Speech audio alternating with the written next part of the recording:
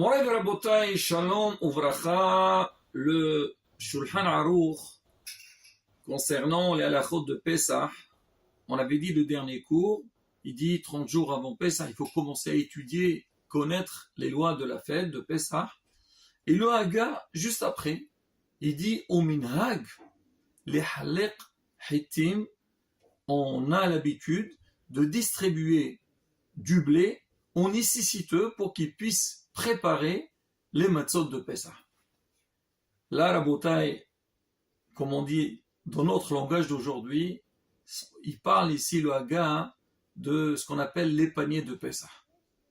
C'est quoi les paniers de Pesach? On sait tous, Baruch Hashem, dans beaucoup de communautés, on voit les responsables communautaires avec les fidèles de la communauté, on cotise pour préparer des paniers pour donner à ceux qui n'ont pas les moyens pour faire la fête de Pesach. Et sur ça, la bataille, nos sages, ils ont énormément parlé.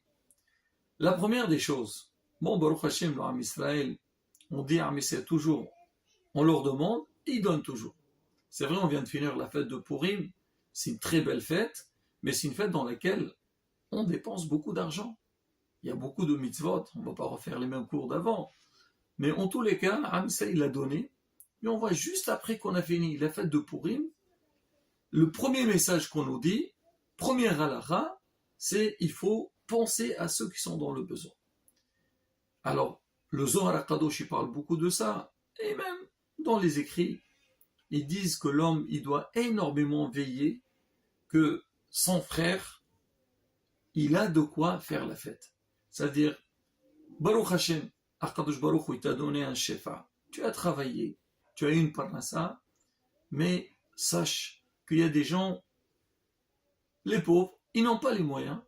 Toi, tu dois penser, faire le nécessaire pour que eux aussi, ils puissent donc avoir les moyens pour faire la fête comme tout le monde. Alors il dit que c'est marqué Ainehem chez l'anisraqim, les gens, les nécessiteux, leurs yeux, ils visent ceux qui ont les moyens qui vont leur donner. Et il dit leur aleno, si quelqu'un il est ma'alim ayn, hasbi shalom, quelqu'un qui ferme les yeux et fait semblant qu'il n'est pas au courant de ça, ou il ne veut pas donner, là-bas il dit des phrases qui ne sont pas réjouissantes. Pour dire que quoi? Que chacun, il doit savoir que c'est vrai, même si on dit on a travaillé, on a gagné de l'argent, c'est notre argent, mais il faut savoir qu'il y a aussi dans notre argent, il y a une partie qui doit aller pour ceux qui sont dans le besoin. Surtout quand on va parler de la fête de Pessah. On sait très bien, la fête de Pessah, c'est une fête où il y a beaucoup de dépenses. Ce matin seulement, quelqu'un il vient me voir, il m'a dit, alors vous avez commencé à préparer pour les paniers de Pessah et tout. Il m'a dit, il faut savoir que cette année, c'est pas du tout évident. La vie, elle est devenue très chère. C'est vrai, on le voit partout dans le monde. Et les pauvres, ceux qui sont dans le besoin, ça va être encore plus difficile que d'habitude. Et là, Ashrechem Israël, ça veut dire, les gens, ils savent, avant qu'on va leur demander, on va leur dire, écoutez, il faut donner, eux-mêmes, ils viennent à ce qu'on peut donner, et ça il faut qu'on donne plus que d'habitude. Et c'est ça, la qualité d'Am Israël. On dit, Rahmanim, Baishanim, Gomle Hasadim. Ils sont miséricordieux, ils ont la boucha, la honte, et Gomle Hasadim.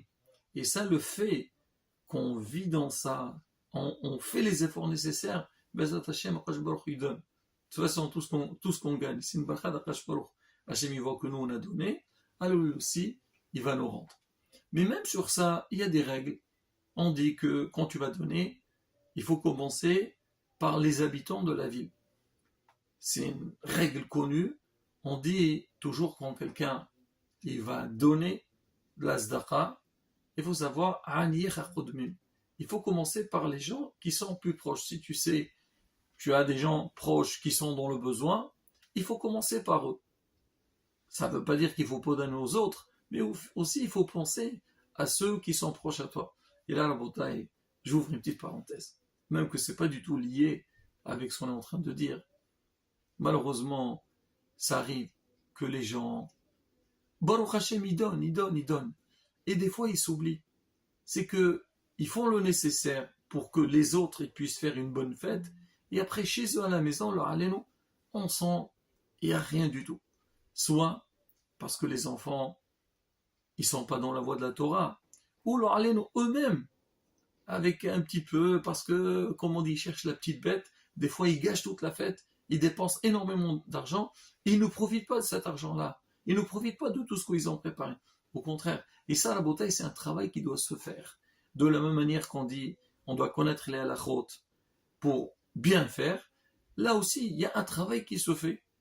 On l'a vu beaucoup de fois, on dit, quand la fête elle arrive, une des choses sur laquelle on doit travailler, c'est midat hakas, ne pas s'énerver.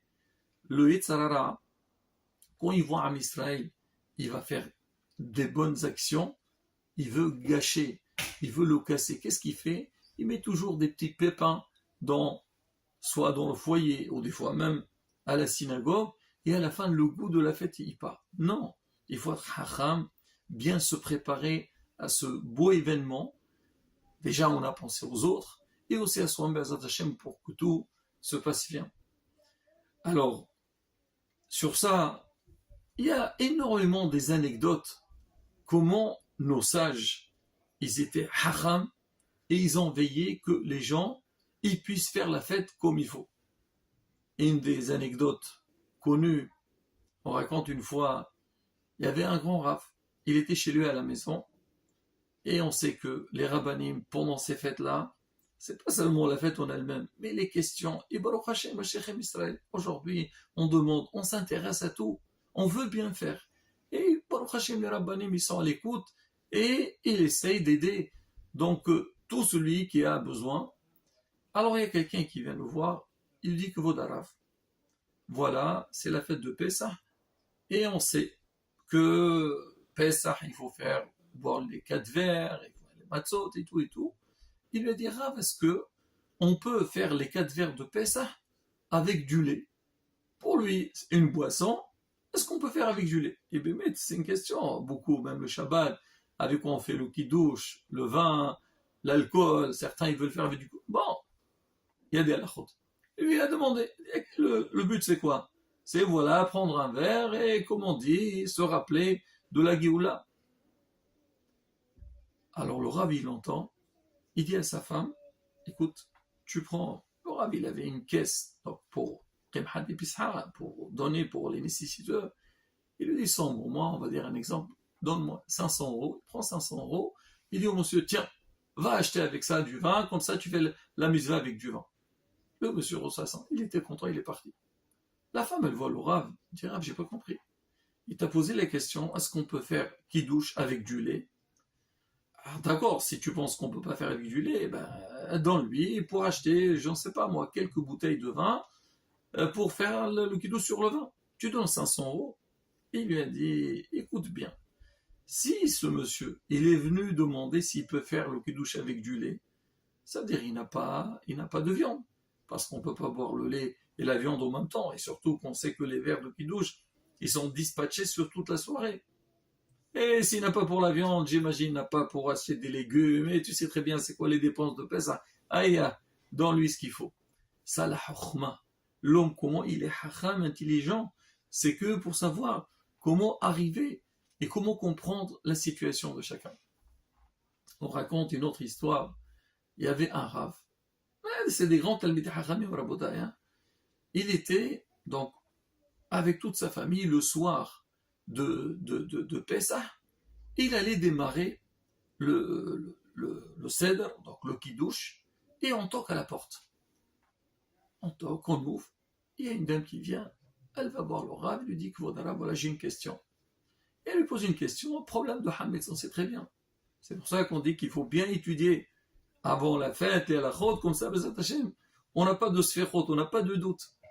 Et elle lui pose une question pour savoir si le repas qu'elle a préparé, elle a le droit de le manger ou pas. Et le rav, il a vu que c'était une dame qui n'avait pas trop les moyens. Il lui a dit, madame, attendez un petit peu, laissez-moi, je vais réfléchir. A priori, le rav, il a compris que c'était pas évident de lui permettre donc ce repas-là. Le rav, il est entré dans sa bibliothèque, il a commencé à étudier, analyser, chercher si on peut permettre ou pas. Toute la famille il était là, on attend, bon, on sait. C'est comme ça, le Rav, il est sollicité. À un moment donné, il y a un de ses petits-enfants, donc certainement sa maman lui a envoyé, il entre voir le Rav. Son grand-père, il lui dit, Pépé, ben si c'est interdit, c'est interdit. Il est déjà, regardez, ça fait presque plus d'une heure que vous êtes en train de chercher tout ça. Qu'est-ce qu'on fait?